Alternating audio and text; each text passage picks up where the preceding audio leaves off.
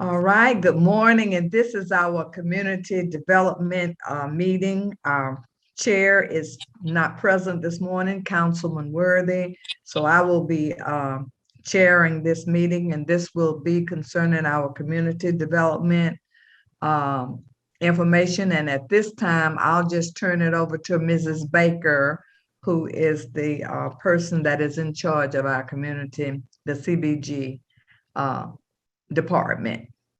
Yes, ma'am. Thank you. I am Renee Baker. I'm the Community Development Planner for the City of Gadsden, and I requested this meeting so I can address what we are proposing to do. The city originally budgeted $500,000 of our current year 2020 CDBG funds for street improvements in low moderate income areas in the city. And we have been asked to increase that amount so that we can do more streets this year. And I've worked with engineering closely on this. And so the city engineer came back and asked that we increase that to $1,100,000. We do have $600,000 in prior year funding that was unexpended. So there's several years that this will involve, and we will reallocate funding from those years to move $600,000 over to meet that request from the engineering department, which will allow us to do a lot more streets, and that will allow the general fund monies to be spent in areas where we cannot, service those areas or spend money. So what I have proposed to do to amend the 2020 Community Development Block Grant Action Plan and Budget to reallocate unexpended prior year's funds in the amount of $600,000. And we will reallocate those for 2020 street improvements. So we want to move a total of $100,230.28 from 2015 funds. $52,59.17 comes from administration. $48,171.11 from housing assistance. And for 2016, we would reallocate $20,515.61. That is coming from administration funds that were left. 2017, we will reallocate $229,531.85. $79,512.48 would be from administration. $616.31 would be from housing assistance. $1,987.50 from Section 108 loan, and $147,415.56 is from 2017 street improvements that were left, and we'll just move that over also to the 2020.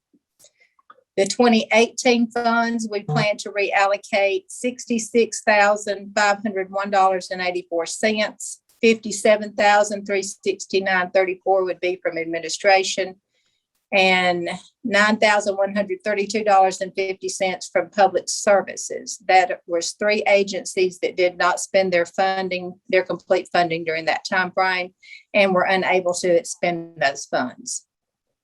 And 2019, we want to reallocate $183,220.42.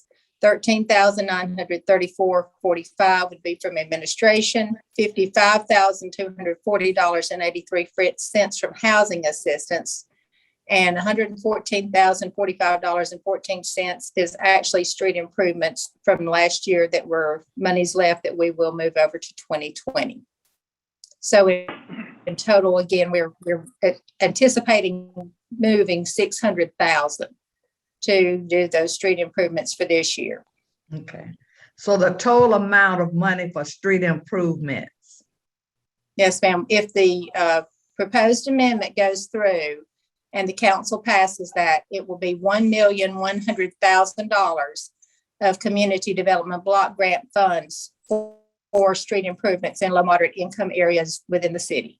Okay, so that's the key right there. Yes, ma'am. So that a lot of people will understand. You say low income, moderate areas. Yes, ma'am. Where the money will be used for the paving of streets. Yes, ma'am. The only place we can use those funds are in areas that are 51% or above of low moderate income persons live in those areas. And that's the only place we can expend those funds for an area benefit. Okay. Are there any questions from any of the councilman? Councilman Cannon, I know you're not on the committee, but Councilman Reed and Councilman Back. I had a question, Ms. Baker. Some of the categories that you're bringing the money from, one is administration. And could you describe how that money's normally spent? I mean, I'm not sure if I understand what that means from it. I'm assuming that's the mayor's office or even your office? It's mine. The community development office is actually funded by the grant. So we have to take, when we are allocated our money from HUD, we can take up to 20% off that total grant for the administration of the program. So that's including paperclip salaries, anything that we need to run the actual program. So just your daily operating expenses, salaries, anything like that come out of administration. And I've been here since August of 2015, and not once have we spent all of our administrative funds. We've tried to keep those as low as possible. And so that money has just, if it's sitting there, HUD likes for us to reallocate it and use it for other things. So that's why I've moved most of this out of the admin to try to get that over to benefit our citizens. Okay, thanks. And then the other one I heard a lot was housing assistance. Could you describe that category as well? That is actually funding that's set aside to do the housing improvements within the city.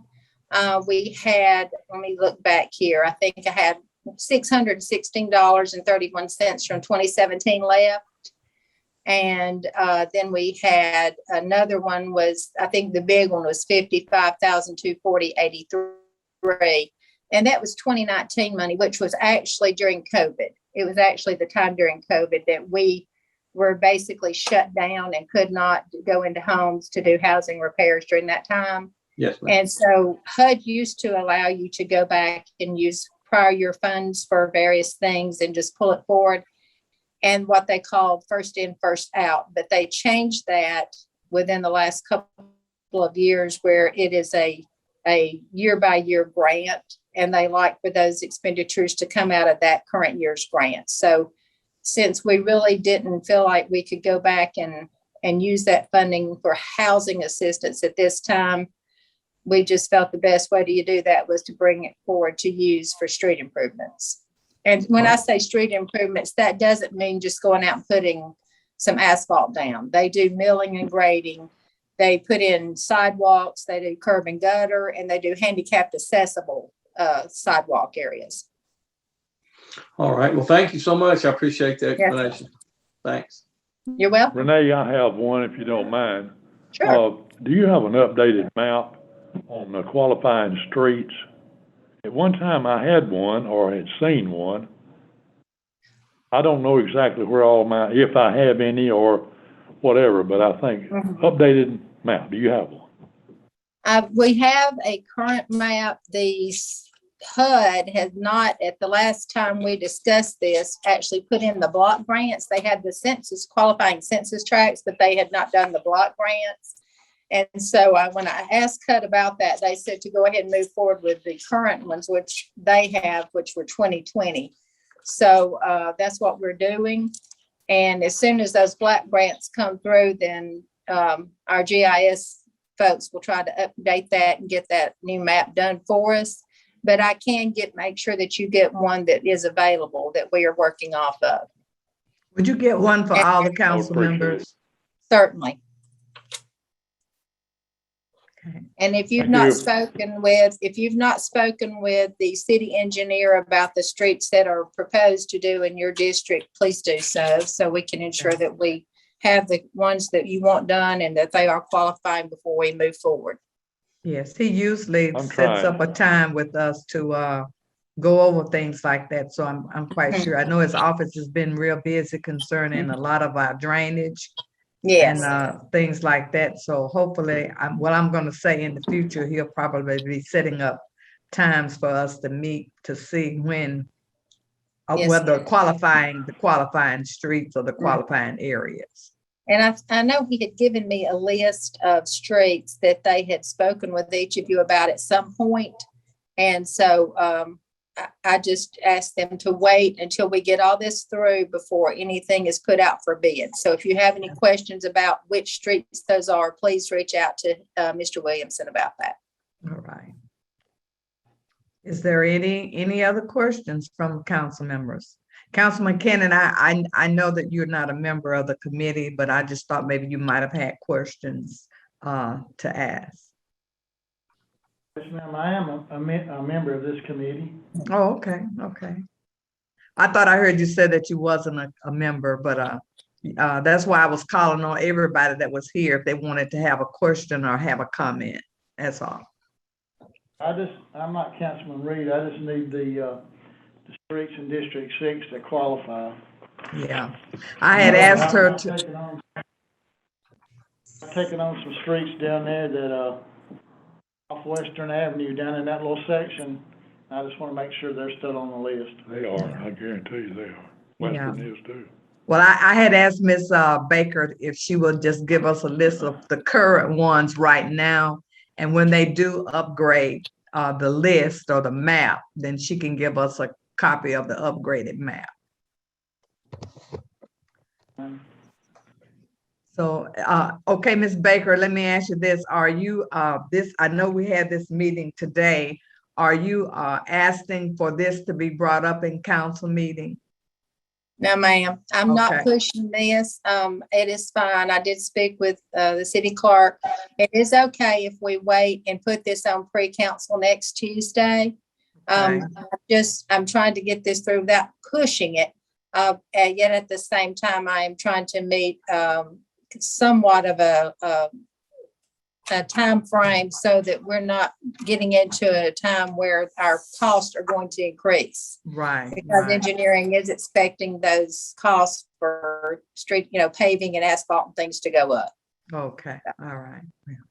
Okay, we're just wanting to know if it needs to be brought up today. I know we Yes, didn't have anything, but this will give the council members a chance to look over, and you'll Yes. have all the list of how you did the transferring of the money and everything.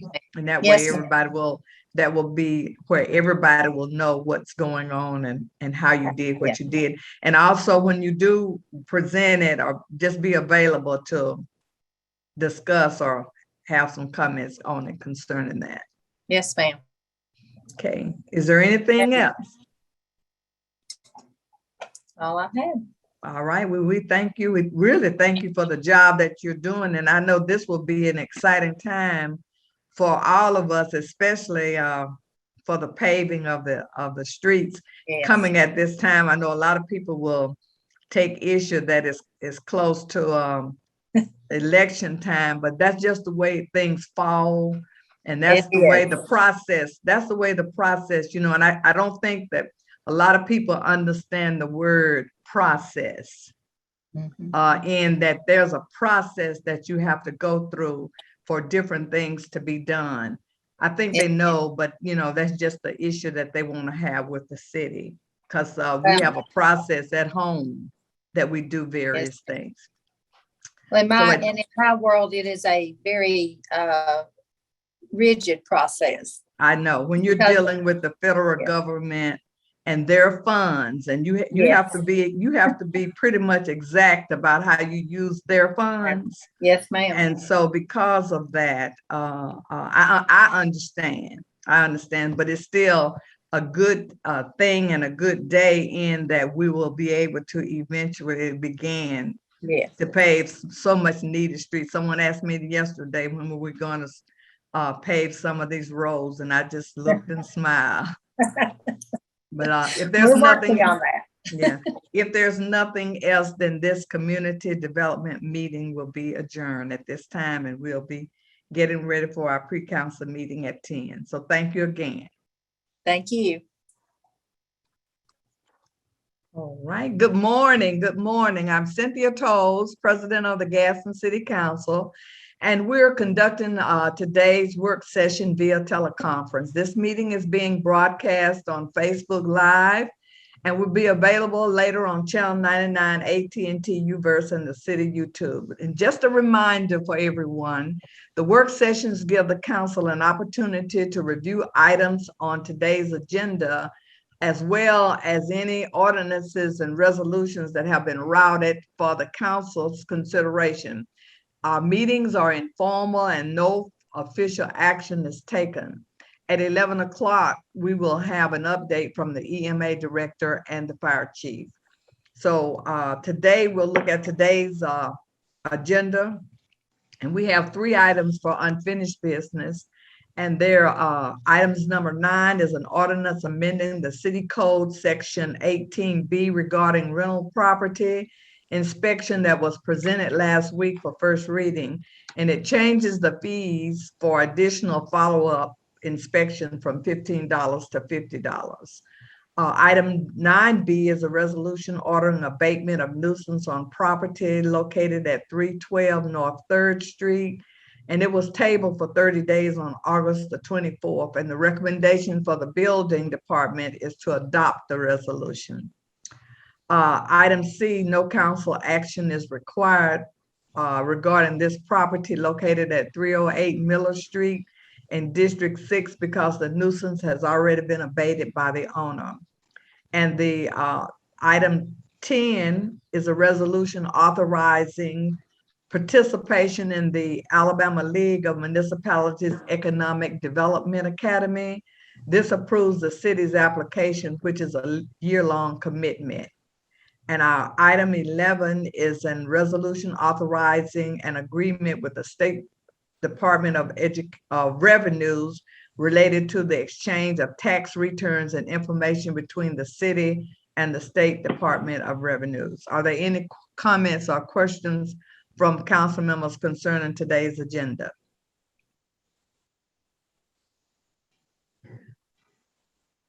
We'll move to items that have been routed to the mayor and forward to the council. Our first, we have a resolution appointing member to the Forest Cemetery Board. And this appoints Kyle Chamber to replace Barbara Reed for a term expiring April the 5th, 2024. Our next item is a resolution appointing a member to the Forest Cemetery Foundation. And this appoints Kyle Chamber to replace Barbara Reed for a term expiring May 28, 2024. Our next item is a resolution approving issuance of a restaurant retail liquor license to LaTanya Rutledge doing business at 7-Eleven located at 823 Tuscaloosa Avenue. A public hearing is scheduled for October the 5th, 2020. Our next item is a resolution authorizing agreement with the Language Line Service and Company, and this is for language line, phone, and in-site video interpreting, and there's an upgrade of services currently used by the police department. This is a per minute usage fee and one-time activation fee of $2,500. Ms. Nelson, is there anyone on the police department that will just have a comment about this, or if there's any council members that have questions about this, or can you give us an explanation on it? I'm not very knowledgeable about it, and I'm not aware of anyone who was planning to speak unless there's someone on that's hearing us that wants to come raise their hand to be able to speak about it. Well, I know a little bit If about there's it. some questions. All right, well, you go ahead, please. Okay. Well, the police department, there's occasions when they need an interpreter or someone, for example, who understands sign language in order to comply with ADA requirements. And this is an online service that they can contact through video on their phones and computers and help them communicate with people who might speak other languages or sign language or something else. Okay. It's something that we need as far as we're updating our policies and procedures in the police department. And That is one of the ADA requirements, that they have a method in place in order to have effective communication with all people, regardless of disability. Well, is this the first time that they'll be using this, or have they been using this in the past? They've been using it in the past. They're expanding a little bit, but this is a service they've been used in the past and they're comfortable with. Okay. They don't use it much. It's very expensive. But it's a lot less expensive than having someone on staff with all these, because I mean, you've got to have people who are certified in this type of communication, because as you know, in the police department, what you say can and will be used against you. Absolutely. I know I see in this statement, it says that there is a per minute usage fee, but it didn't say how much that per minute usage fee was. This is just a one-time activation fee of $2,500. Like it's something they've used in the past, and they very rarely use it, because we do have some officers who are bilingual, and we do not have many individuals who would require this service. So it's not used, but it's necessary. Okay. As a resource. All right. Did someone else have something to ask or say? All right. Then our next item, resolution, is renaming the library park at the Gaston Public Library to the Dr. Lawrence Underwood Park.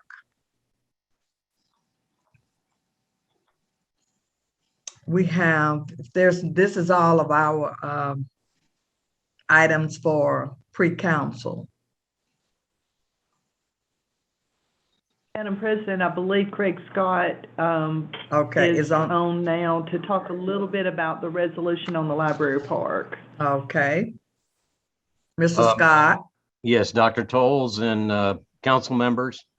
To kick off a new budget year, I'm really, really proud and honored to be able to ask your help in getting this resolution through to rename our library park across the street from the main library after Dr. Clarence Underwood. I think most of you will recall we did issue a proclamation about a year and a half ago, recognizing his long and very illustrious career as an educator. And now we'd like to rename the park after him. He is a legend at my university. I would like to tell you that this was my idea, but it was not. It was a local group of gentlemen from the Church of the Holy Comforter, the Episcopal Church here, called the Brotherhood of St. Andrew. They have first approached me in the city about renaming something in the city, and we determined the park with the library as an educational institution to help many in the community, that this would be very appropriate to rename the park after Dr. Underwood. He will be in town, and I'd like to ask your help in getting that resolution passed. All right. Are you asking for it today? It does not have to be today. He will be coming into town next Sunday. He'll be doing some speaking engagements with the students on Monday. And then I expect we'll be Zooming next Tuesday. I'd love to do it in person with him here, but we'll do this from my office. And then at 12 o'clock or thereabouts, we'll have a lunch reception. You're all invited. Please join us here at the cafe in the library. And at 1 o'clock, we'll go across the street and cut the ribbon. And Dr. Underwood will pull off the tarp off his new sign with the, for the park. Yeah, I think we already have the resolution that we did. We did one for him earlier. Yeah, in the year. If we can't have him at City Council, we can certainly present that, in person here at the cafe with those of you that may attend. Yeah, and it could be both. But anyway, we thank you for that and for that information, and look forward to seeing Dr. Clarence Underwood again. Will he also have his book on hand? He has a book that he wrote, and he. There's my copy. All right, and so yes, and so he, if he has any books on hand, we'll be glad to have him dispense some of those at that time. Okay. Thank you again. Okay. At this time, we'll have to speak to us is Mr. Steve Hildebrandt and Doretha Rose. They have requested to speak about the Boys and Girls Club. So at this time, Mr. Hildebrandt.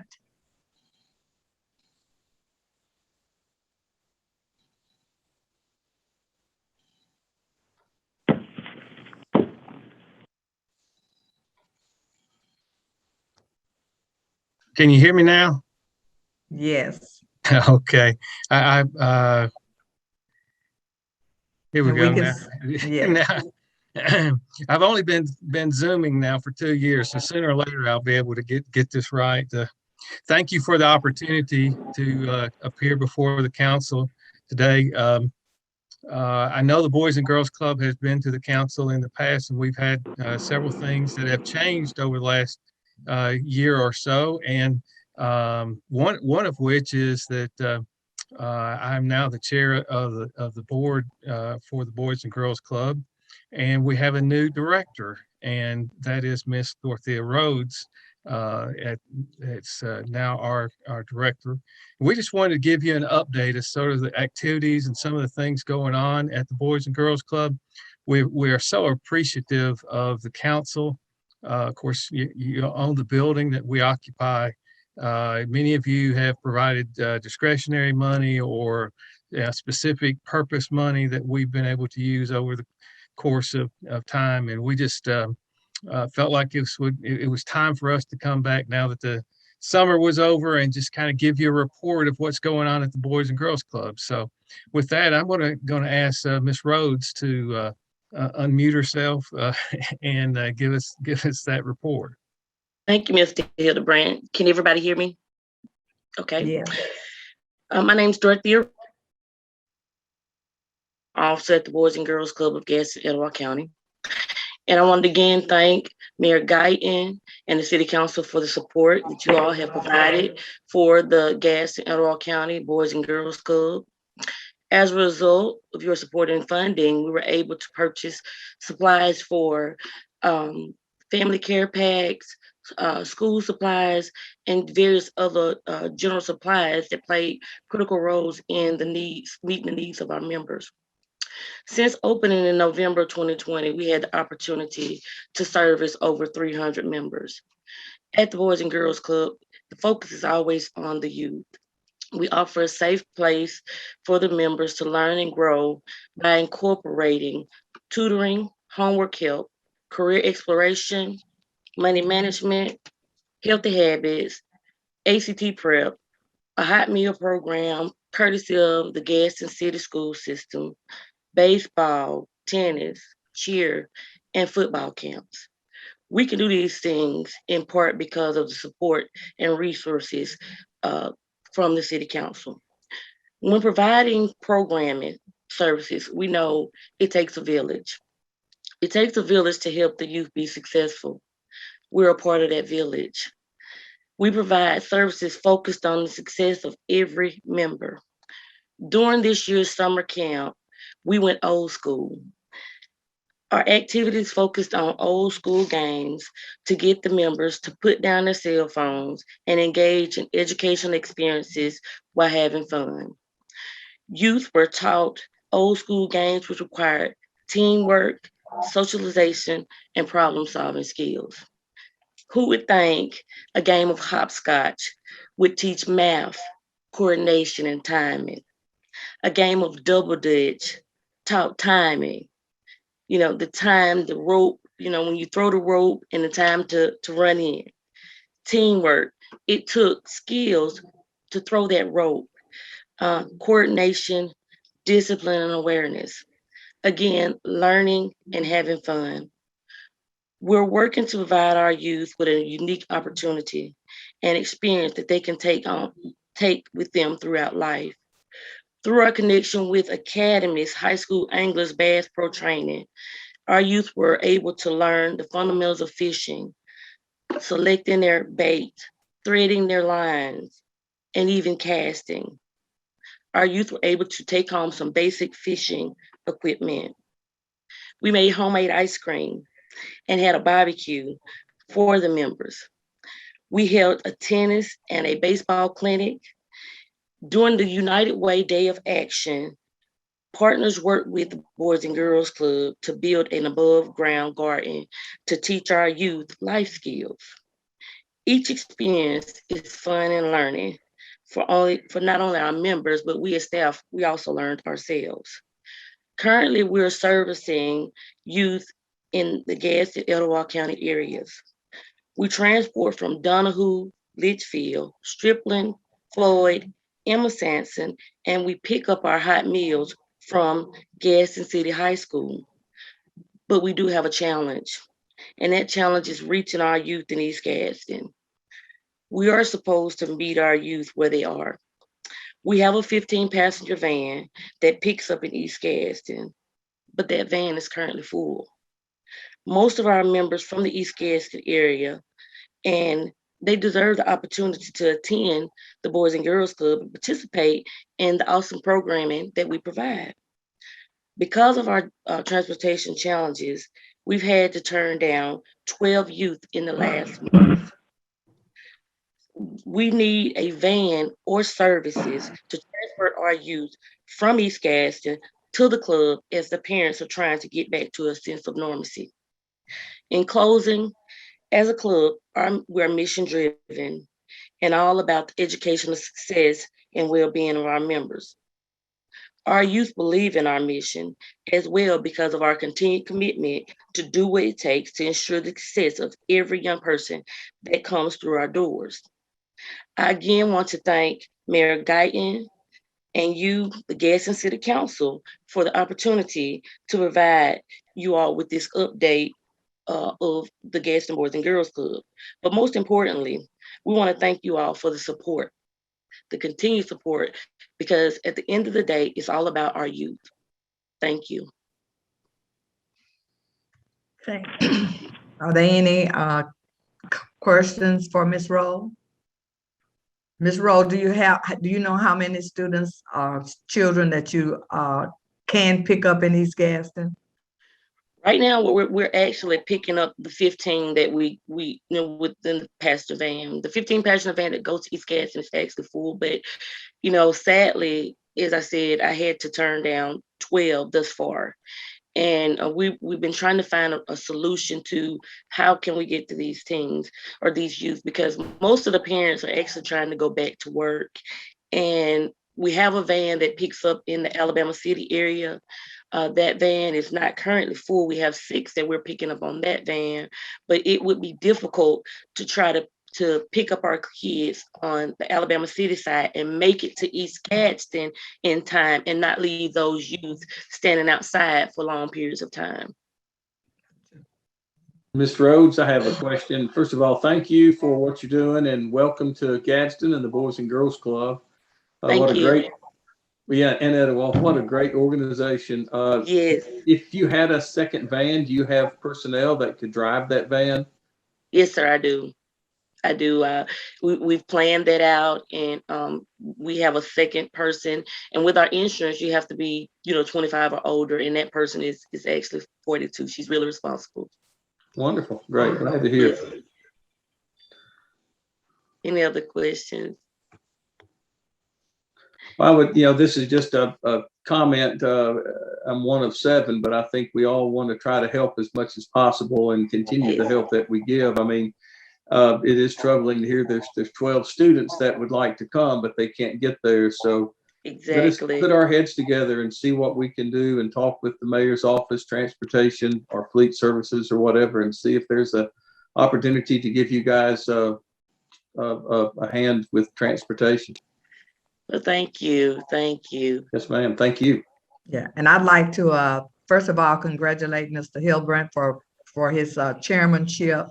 And also, Ms. Rowe, I really do appreciate this opportunity that you have come to the council and you have given us information as to what you're doing, the vision that the Boys and Girls Club has, the mission that you all have done and are continuously to do. And so we appreciate that. And as often as you can, or when you can, give us an update as to what's going on, so that we can definitely be a force of helping you.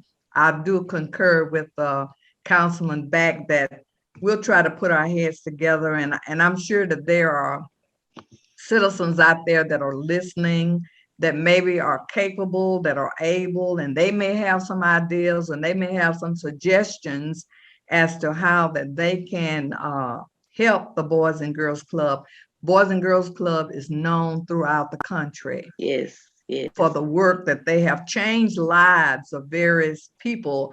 And so my challenge is to all the people out there that have a lot of ideas about a lot of different things that, you know, their number one thing is they want to help the youth. So this is an opportunity for all of us as citizens of Gaston to put our heads together and come up with a solution, because that was my thing about moving the Boys and Girls Club to that area, because it was in East Gaston and it did serve a lot of students. And so you are making that effort to serve the students in East Gaston, but I'm sure that there are many, many more. And as long as we can change lives, and that's what it's all about, changing lives, then we can make a difference. So thank you again for coming, and we do appreciate you. Thank you so much. Dr. Tolles. Yes. May I make a comment, please? Yes, ma'am. So the Boys and Girls Club did not ask for funding in this year's budget, in our fiscal year 2022 budget. But as you are all aware, and I want to make them aware of this, in our ARP funds, we are going to allocate a pretty good large amount of money to United Way. And so I would recommend to the Boys and Girls Club that they look into that source of funding and possibly apply for funding through United Way in being able to get some of those ARP funds. Okay, thank you. Right. Okay. Right, Dr. Tolles, can I make one additional comment? Yes, please. We at the Boys and Girls Club are fortunate to have Ms. Rhodes as the director. She has been very active in seeking grants and funding. The fishing experience, for instance, was through a grant and through a connection that she was able to make.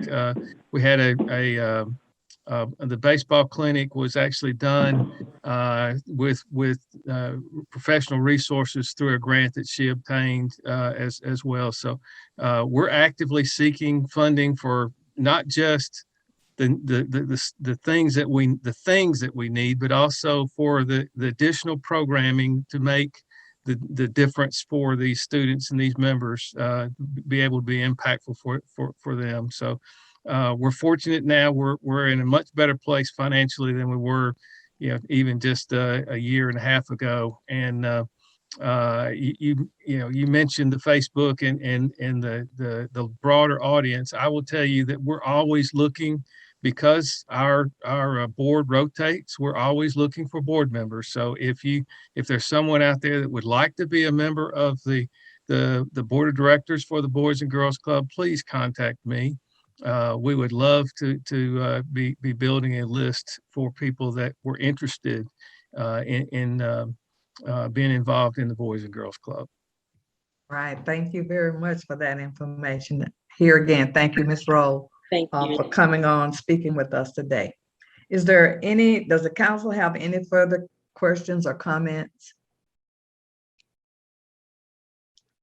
We'll take a break until 11 o'clock and we'll start our council meeting. So we'll adjourn at this time. Thank you. Thank you. Mm-hmm.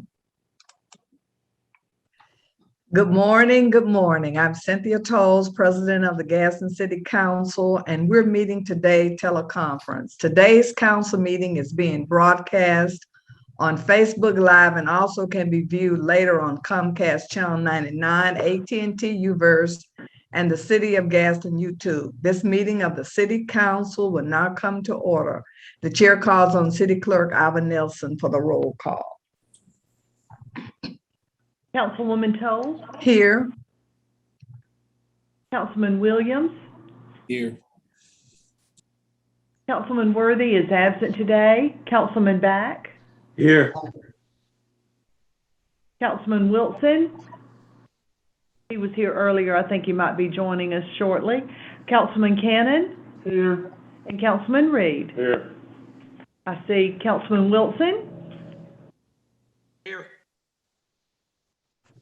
Okay, we have a quorum present and our meeting is open for business. I'm going to ask Councilman Back, if he would, to lead our invocation for us today. Sure, thank you. Let's bow our heads, please. Most graciously, Heavenly Father, we thank you for this beautiful day. We thank you for the opportunity to live in Gadsden, God, and we just pray that you will continue your blessings on our city and our county. Father, we pray this morning for wisdom and discernment in making decisions that affect our city and our citizens, and we're thankful for the opportunity to serve. Father, we ask you to be with those that have lost loved ones recently, those that are suffering in the hospital with illnesses, God. We ask you to wrap your loving arms around them as only you can do, provide that comfort and care. Be with us now as we do the work of your city. Pray all this in Jesus' name. Amen. I'd like to begin this meeting with an update from the Emergency Management Agency Director, Ms. Deborah Gaither.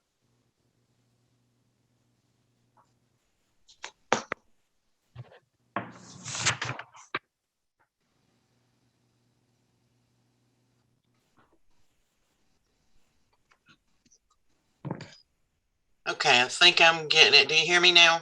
Yes.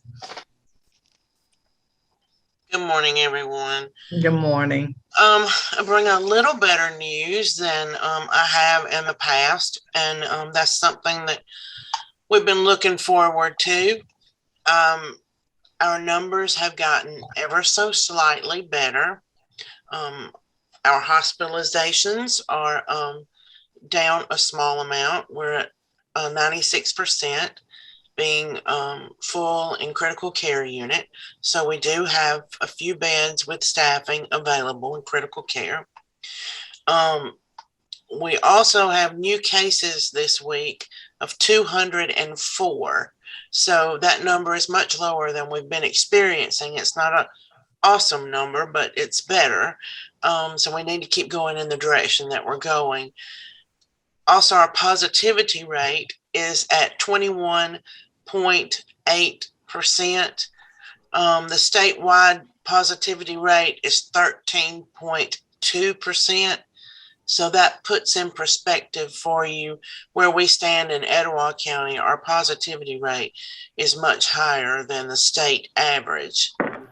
Then also in the last 14 days, Etowah County accounts for 2% of the additional deaths.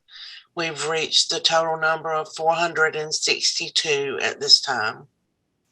Our 7-day average cases per day is 29.14. So that's almost three percentage points down from what it was last week. We still remain in the high level for our current transmission rate. It's a little bit better. That's all I can say. It means that we've got to keep on keeping on, keep doing the things that we've been asking for so long, and for you to go ahead and start thinking about how you're going to celebrate your holidays. Example, what are we going to do for our trick-or-treat events? Are we going to pre-bag that candy to make it a little safer? Are we going to do candy shoots? I've seen those. That's a really neat idea. So think a little bit outside of the box. It might even make trick-or-treating fun, more fun than it already is. So try those things. Our Vaccinate Gadsden information this week, we have 108 additional. Now, those are more than likely, the majority of those are second doses. The only thing that we'll be adding from this point forward are second doses until October the 15th, or Johnson & Johnson doses. We only have one location that has Johnson & Johnson right now, and that is the corporate pharmacy that's there on Broad Street. So you can call corporate pharmacy. The health department has ordered Johnson & Johnson, but to our knowledge, they've not received it yet. So that's where we stand on Vaccinate Gadsden.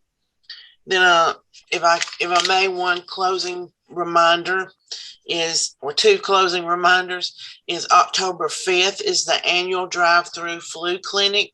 This year it's going to be flu and COVID vaccination clinic so that people can go there. It's at North Glencoe Baptist Church on 431. It starts at 7 a.m. and goes until 3 p.m. on Tuesday, October the 5th. There'll be first responders from all over helping us, and we really appreciate them. The health department is going to be overseeing the administration of the vaccines, but Gadsden Fire EMS is going to be on scene for any potential health care needs. Public Works is helping a great deal, as they always do. So we want to thank everybody that's going to help to pull that off next Tuesday. Then these are the last few days of Preparedness Month. I want to remind everybody that, it's not if, but when. We've learned that in the past 2 years. It's not if, but when. Something is going to happen that you're going to need to be prepared for. And we encourage you to do that. Go ahead and plan for that.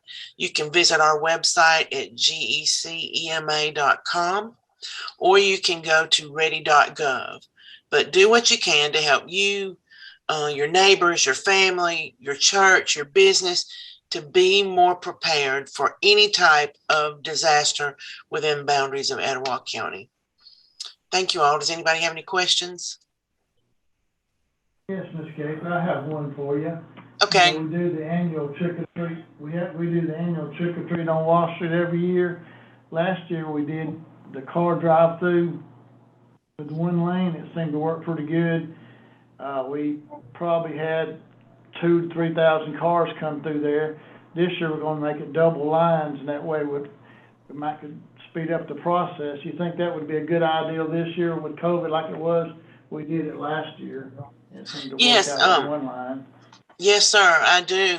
That's a very good idea and a very good time to share that information so that everybody can be planning for that. We're actually a little bit higher than we were this time last year in our numbers. So I think it's no better time than now to start planning for a safe trick-or-treat event. And that's a great idea. Okay, we're going to do it October the 28th. That'll be on a Thursday night from 5 to 7. Like I said, last year we didn't get everybody through in the length of time we needed to, but this year we're going to run 2 car lines, so it should be a better process this year. Yes. Thank you for answering that question for me. Yeah, no problem.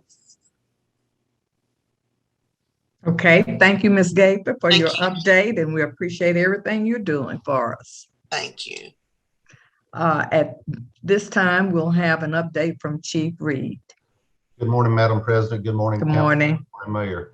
I've got a lot better numbers this week than I've shared with y'all in a while. Week before last, we had 24 PUIs.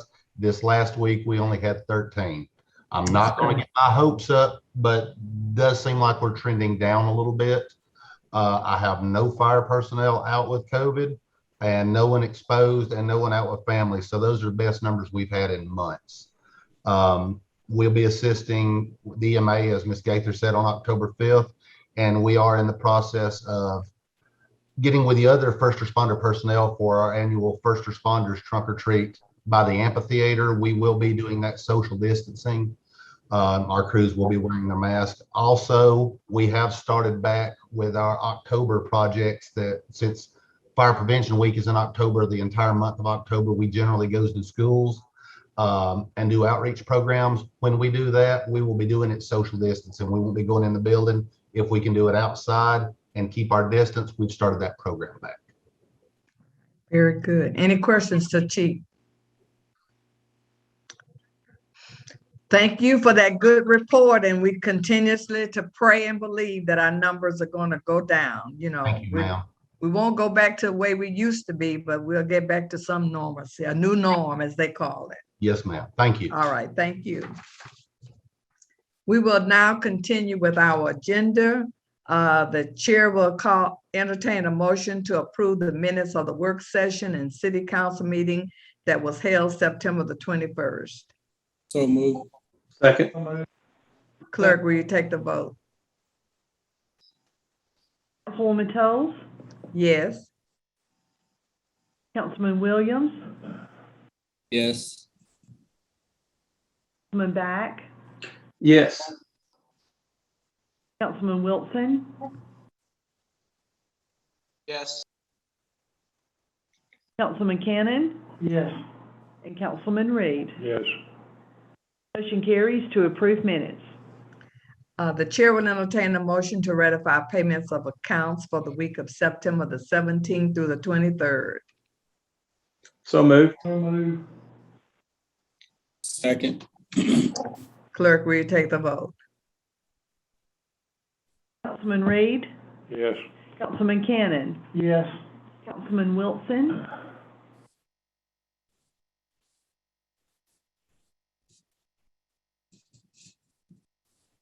he was muted, but he did say yes, I think.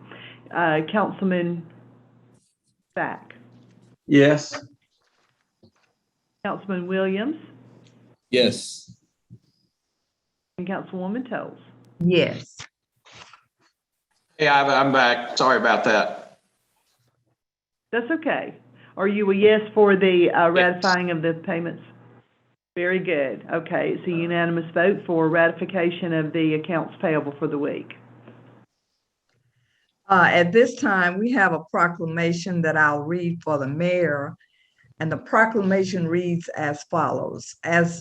Whereas Mrs. Ash will be celebrating a huge milestone on her 94th birthday this September the 29th, 2021. And whereas Mrs. Ash was one of 6 children born to Zachariah and Sylvester Jones, and whereas she has been a lifetime resident of Gaston, Alabama, her first marriage was to Bernell Gunn, which lasted 6 years. In this union, they had 3 children, Wilson, Geronda, and Roger Gunn. On January the 3rd, 1952, she married the late Leon Ash, and their union lasted for 42 years. They had 7 children, Bertha, Bobby, Sylvia, Robert, Richard, Mary, Alice, and Precious Ash. 3 of her children are deceased, and she has numerous grandchildren, great-grandchildren, and great-great-grandchildren. And whereas she has been an upstanding citizen and exemplary community member, she has worked many jobs, obtaining knowledge to pass along to others. Many of her jobs took her away from her children, but she did what was needed to provide for her family and to better herself. She has always offered her services in any way that she could. And whereas she obtained her GED in 1983 at the University of Alabama, at the age of 65, she took classes and learned to play the piano at Gadsden State. And to our amazement, she became a piano teacher. No good gift that she receives does she keep for herself. She opens her doors for children and anyone desiring to learn to play the piano.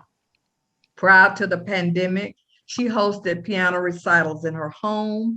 And whereas she was a Sunday school teacher for decades in her church, she is a published author and also a contributing writer for The Reporter, a local newspaper, and always shares good news that was uplifting to the readers. And whereas Mrs. Ash is a phenomenal woman that is deserving of a special day and citywide recognition, please help us celebrate the life of a very special woman that has lived and served her family and community for such a long time. Now, therefore, I, Sherman Guyton, Mayor of the City of Gaston, do hereby proclaim September the 29th, 2021 as a celebration of life for Mrs. Irene Ash. signed, sealed, and dated September the 29th, 2021. And I would just like to say that to Mrs., if I pronounce Mrs. Gerana name wrong or incorrectly, then I apologize. But that's a very special name. And so I just wanted her to know that it wasn't done deliberately, but I tried to break it into syllables. But anyway, congratulations, Mrs. Ash, for being 94 years old tomorrow. And we just appreciate such a wonderful citizen of Gadsden. At this time, we will continue with our agenda, unfinished business. We have an ordinance amending the city code, section 18-1B, relating to rental property inspection. And this ordinance was presented last week for first reading. The cost of inspection is $50 for the initial inspection and one follow-up inspection. This raises the cost of any additional follow-up inspection from $15 to $50 each. The chair will entertain a motion to adopt this ordinance. So So moved. move. Second. Is there any discussion? Clerk, will you take the vote? Councilwoman Toles, Yes. Councilman Williams, Yes. Councilman Back, Yes. Councilman Wilson, Yes. Councilman Cannon, Yes. and Councilman Reed. Yes. Motion carries to adopt. Our next resolution is an ordering abatement of nuisance on property at 312 North 3rd Street in District 3. And this resolution was tabled for 30 days on August the 24th. And this is a recommendation from the building official to adopt the resolution. What is the pleasure of the council? Move to adopt. Second. Are there any discussion? Clerk, will you take the vote? Councilman Reed, Yes. Councilman Cannon, Yes. Councilman Wilson, Yes. Councilman Back, Yes. Councilman Williams, Yes. and Councilwoman Toles. Yes. Motion carries to adopt. Our next resolution is ordering abatement of nuisance on property at 308 Miller Street in District 6. The building official has advised that the nuisance has been abated by the owner, therefore no council action will be needed. Our next resolution is authorizing participation in the Alabama League of Municipalities Economic Development Academy. This approves the city's application, which is a year-long commitment. The Alabama League has designed this academy to enhance economic development in cities across the state. The chair will entertain a motion to adopt this resolution.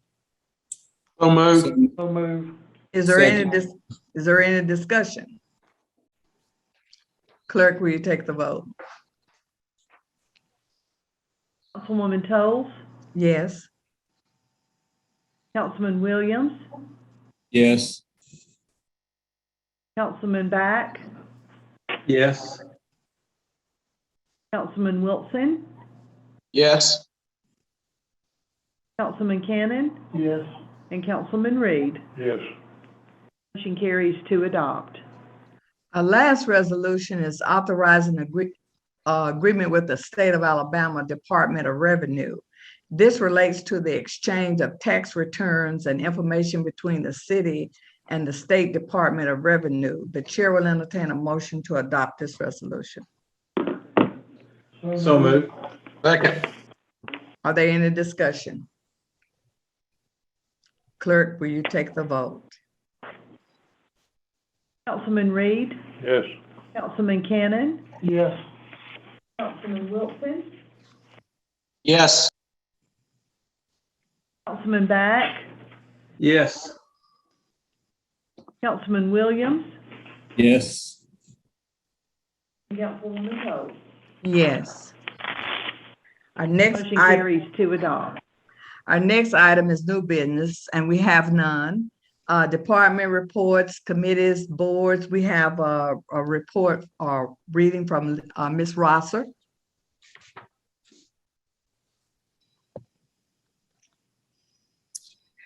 Good morning. Good morning. My name is Lisa Rosser, and I am the Finance and Revenue Director for the City of Gadsden. And I have something that I would like to read this morning to the citizens of Gadsden. This is in response to a commentary that was written by John F. Floyd on 9/23 of 2021. Seek answers when your money is being spent. As the heading implies, Mr. Floyd's comments basically question the financial accountability of the City of Gadsden. However, he addresses two specific questions, and I would assume from the two answers he has posted, the questions are, number one, how is the Gadsden Etowah County Industrial Development Authority funded, and to whom are they responsible? And number two, who received the $1 million allocation to industrial development in the fiscal year 2021 budget? The answer to the first question is that the Gadsden Etowah County Industrial Development Authority is funded as an outside agency by the City of Gadsden, and as such has a contract with the City of Gadsden. The monthly financial statements of all outside agencies funded by the City of Gadsden are submitted to the City of Gadsden Finance Department for review before funding is dispersed. These financial statements are reviewed as to how the funding was used to ensure that expenses match appropriations. To determine the annual budgeted amount, the IDA submits a request for funding, determines if the requested funding is valid, makes any necessary changes, and recommends the agreed upon funding amount to the mayor and city council for their approval. The IDA is a separate legal entity that reports to a board of volunteers comprised of 18 members who are citizens of Etowah County. The answer to the second question is that the $1 million was budgeted for industrial development, not to be confused with the IDA or the IDB. This funding was budgeted for an industrial access road to facilitate the needs of potential industrial prospects. This specific $1 million was not spent at all in fiscal year 2021, not one penny, and at year end was moved into the unassigned fund balance of the 340 fund. This balance was reallocated to the Gadsden State Sports Complex in the fiscal year 2022 budget. This commentary, even though it may have been written with good intentions, tends to undermine the financial accountability of the City of Gadsden. The commentary mentions audits of both the City of Gadsden financial books as well as the Gadsden Airport Authority. It should be noted both the City of Gadsden and the Gadsden Airport Authority have annual independent auditor reports performed in concordance with government accounting standards. These audits are available for review on the City of Gadsden website and are listed at the end of the financial reports for each year. As citizens, you should know the City of Gadsden will always be fully transparent. Please remember, we are more than happy to answer any questions our citizens may have regarding the finances of the City of Gadsden. Thank you very much. All right. Are there any other board reports? If not, we'll have remarks by the mayor and council. And I believe Mrs. Nelson said she had an announcement. We'll start with you from Councilman Thomas Worthy. Thank you, Madam President. Councilman Worthy asked me to announce the Gadsden Latin Festival. It's coming up on October the 1st at the venue, and the schedule, the timeline for the festival, there are dance classes from 10 a.m. until noon. There's a vendor show from 11 a.m. to 4 p.m., a culture period from 1 p.m. to 5 p.m., and that evening from 7 until 11:30, there is a concert. You do have to buy a ticket to attend the concert, but I believe everything else is free. Thank you. Councilman Cannon. I'd just like to announce that October the 28th, from 5 to 7, we'll be having Streets on Wall Street. This is an annual event that's been going on for the past 40-plus years. And we'll be safe. We'll have police on the scenes everywhere down there. They'll be making sure the traffic flows good this year. And last year we had a little hiccup in our lines, having one line, but this year we're gonna have 2 lines, so we should be able to get everybody that wants to bring their children down there in their cars taken care of this year. And that's again, October the 28th, 5 to 7, in Alabama City on Wall Street. Okay, thank you, Councilman Reed. Yes, ma'am, I don't have anything this morning. Thank you. All right, Councilman Williams. Madam President, I'd just like to say well said to our finance director, Lisa Rosser. I think her points were spot on, and appreciate her speaking up.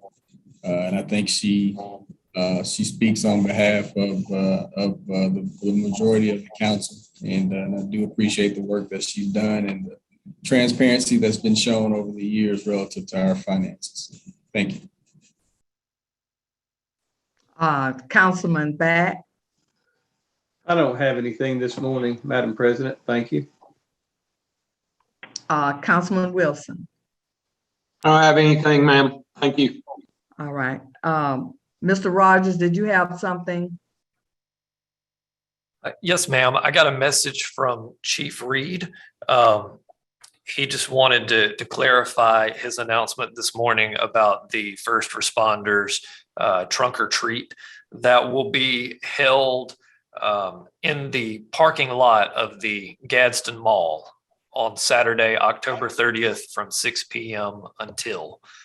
Again, that's the first responders trunk or treat, Saturday, October 30th from 6 p.m. until, and that'll be in the Gadsden Mall parking lot. That's hosted by the Gadsden Etowah FOP, partnering with the Gadsden Police Department, the Etowah County Sheriff's Office, the Gadsden Fire Department, the Gadsden Firefighters Local Union 454, Emergency Management, and Advantage Ambulance. So he just wanted me to make sure that that corrected information got out there. Thank you. Okay. Okay, and I too would like to thank Ms. Rosser, and I'm not sure if this is correct, but I believe if citizens want to come and sit in on those audit hearings that we have to sit through, I don't think it will be a problem, so you can know exactly how our audits and things are going. But here again, I would just like to thank our city council members for the job that we do, the things that we do, and how that we do them. I know that there are entities and there are groups out there that would like to see us operate at a different level. But I was looking at Proverbs from Billy Graham, and it says, it's an honor for a man to stay out of a fight. Only fools insist on quarreling. So we can rest assured that we're doing what we're supposed to do as council members. And I just appreciate the civility and the intelligence and the orderly that we function as a council. I'll call for a motion to adjourn. So move. So move.